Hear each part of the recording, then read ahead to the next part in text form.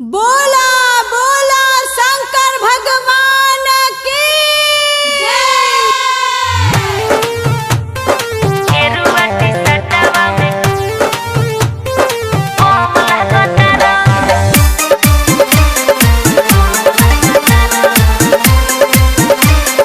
Music by Mantu Mani.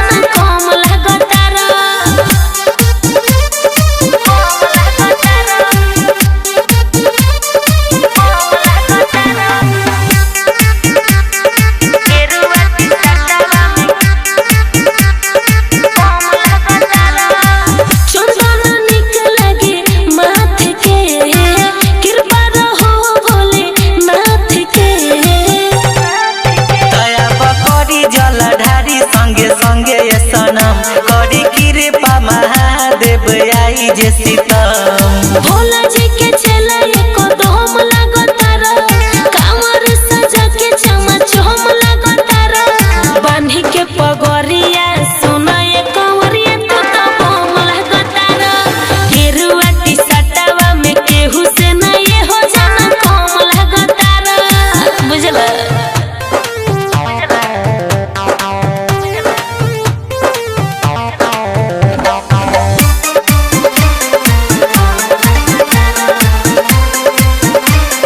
Music by Mantu मनी।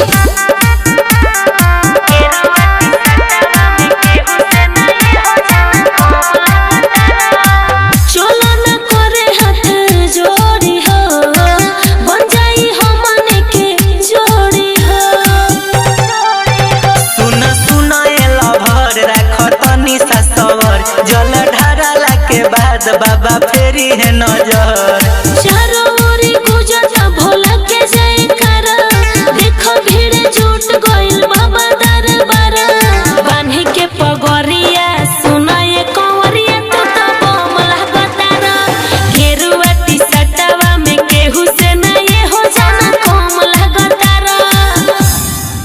बोला बोला शंकर भगवान की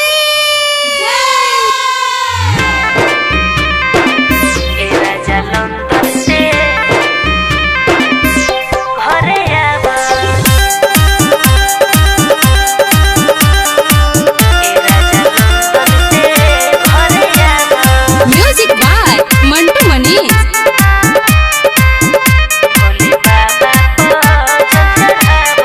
बेरी बेरी काहे रानी फोन करतारू कामों के समय में काहे ला लड़तारू अरे बोला हो बेरी बेरी काहे रानी फोन करतारू कामों के समय में काहे ला लड़तारू जाए के बाडी उठी देरी ना लगाबो का बात बाटे बताबो ए राजा लंदन से घरे आवा भोले बाबा पर जल चढ़ावा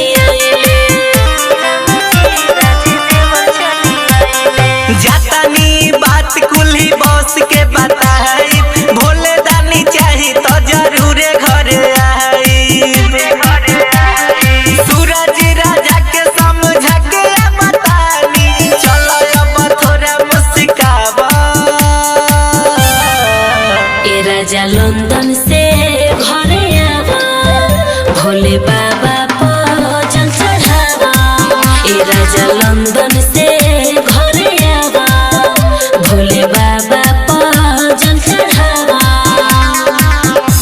बोला बोला शंकर भगवान की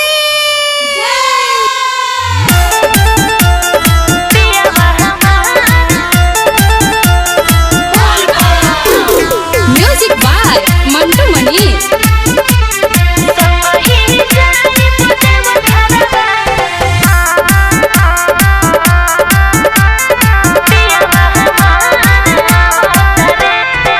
पेन्ही के गेरुआ साड़ी हो भइल बारू तैयारी हो बोला ना के करा संगे भौजी जइबू भोला के दुआरी हो। ए भौजी बोला पेन्ही के गेरुआ साड़ी हो भइल बारू तैयारी हो बोला ना के करा संगे भौजी जइबू भोला के दुआरी हो।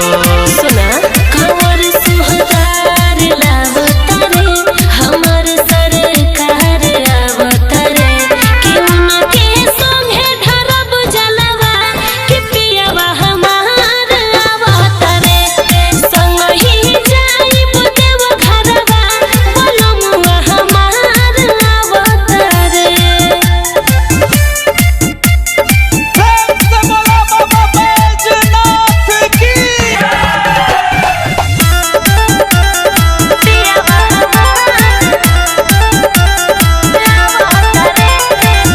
फोनवा प कहलन हमसे रही हतैयारी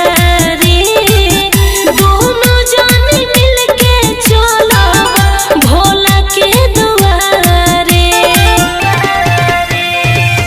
फोनवा प कहलन हमसे रही हतैयारी दोनों जन मिलके चलब भोला के दुआरे।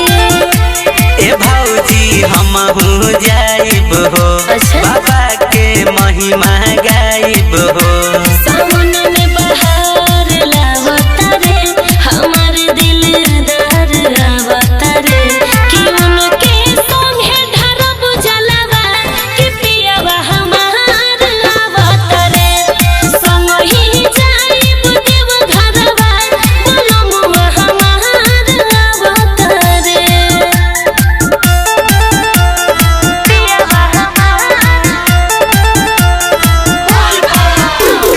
Music by Mantu Manish.